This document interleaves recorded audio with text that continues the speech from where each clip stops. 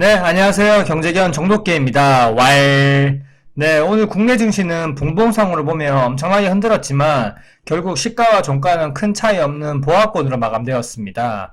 하락 종목 수가 더 많았고요.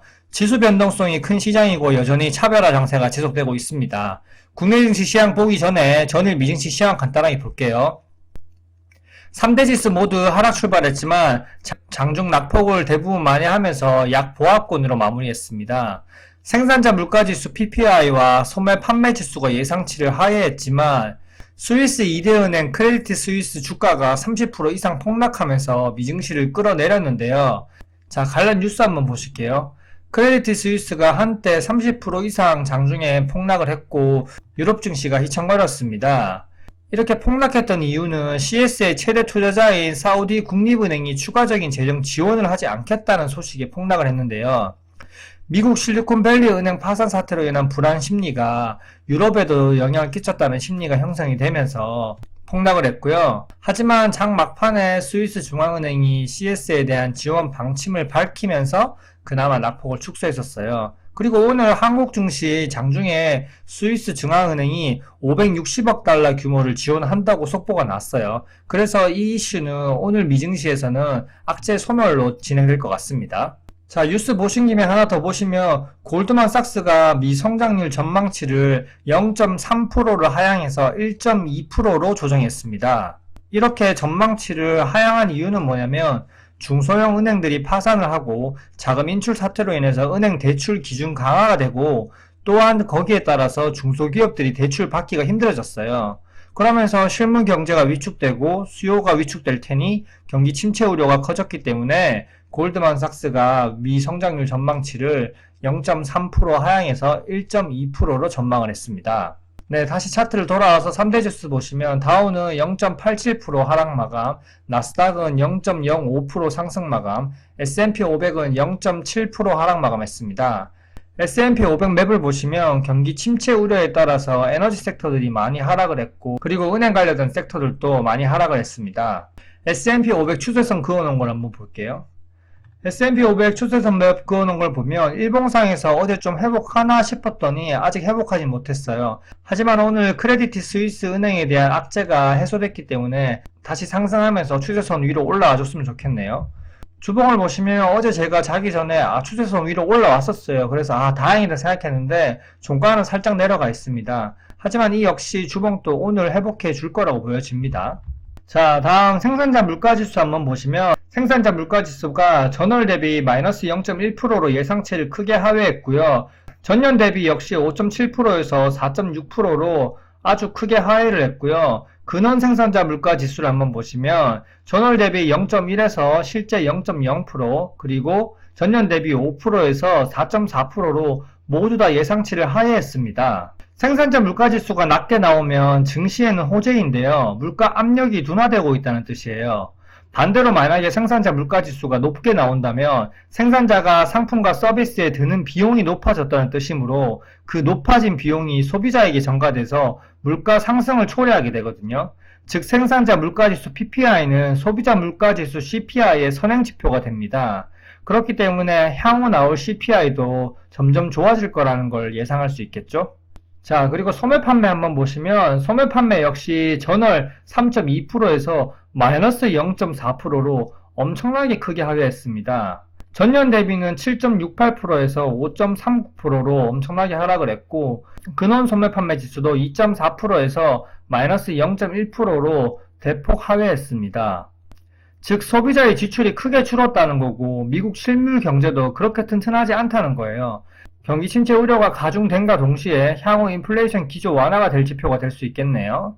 자, 생산자 물가지수 PPI랑 소매 판매 지수를 종합적으로 보면 경기 침체 우려가 있음과 동시에 인플레이션 기조가 완화될 수 있다는 기대감이 증시에는 호재로 작용하겠네요. 사실 어제는 증시가 상승했어야 맞는데 크레디트 스위스 돌발 악재 때문에 하락했거든요. 오늘은 회복해 주길 바라봅니다.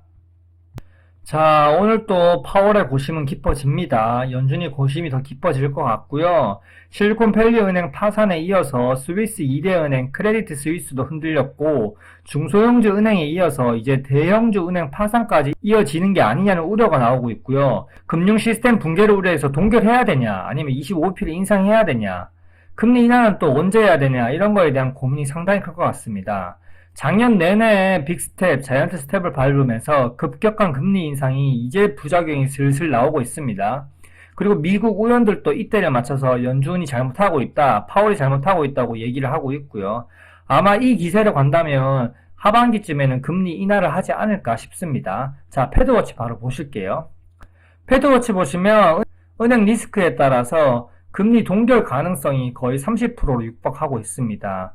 25bp 인상권은 소폭 줄어들어서 70% 정도고요.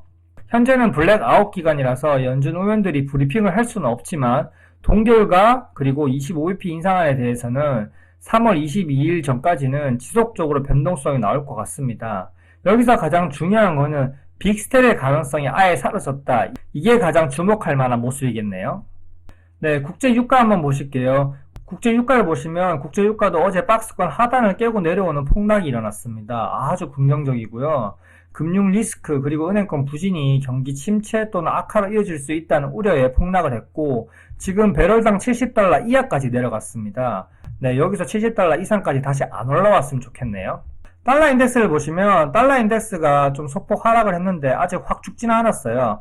달러 인덱스도 지금 105부분을 넘지 않는 건 아주 좋지만 다시 100부분까지 떨어져야지 좀 안정되겠습니다. 피엔그리드 인덱스를 보시면 피엔그리드 여전히 극도의 공포 구간으로 18 정도에 위치하고 있고 오늘은 피엔그리드 인덱스가 살짝 올라갈 뜻으로 보입니다. 왜냐하면 오늘 뉴욕 증시는 상승을 해야 되거든요. 자, 이제 국내 증시 시장 한번 보겠습니다.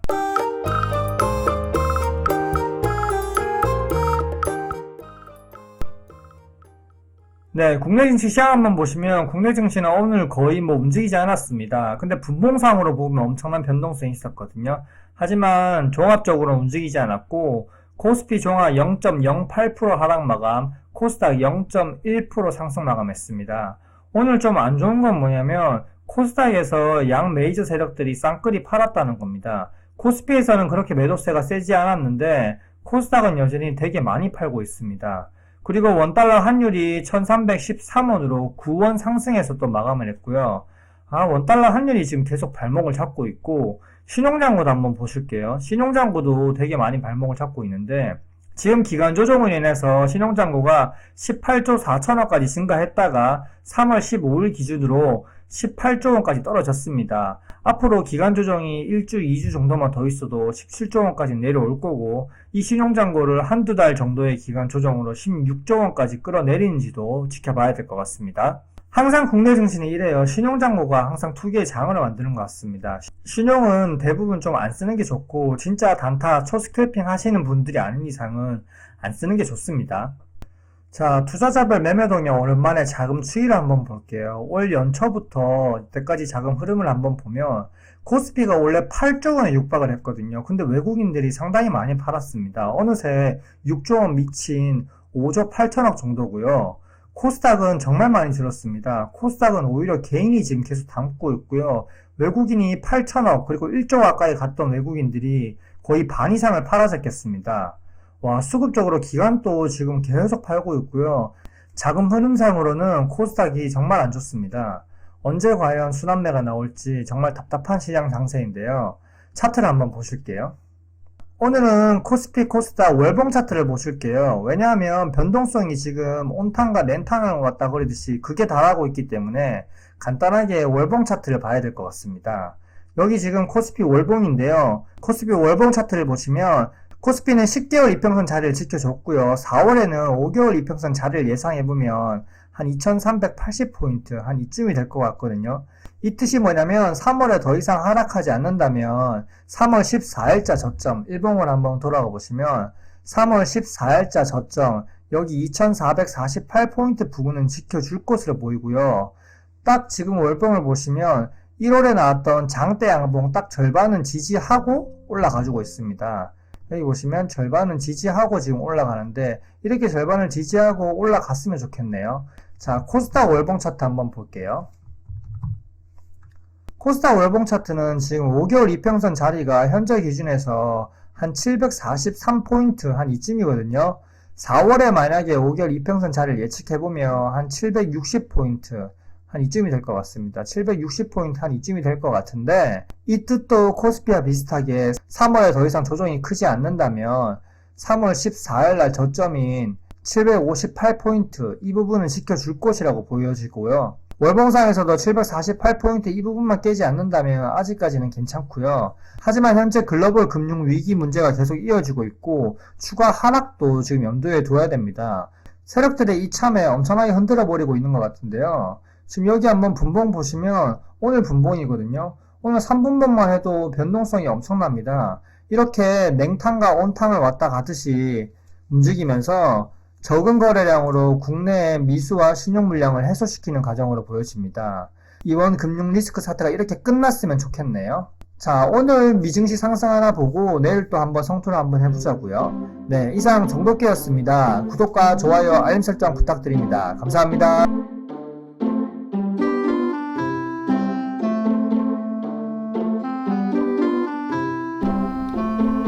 왈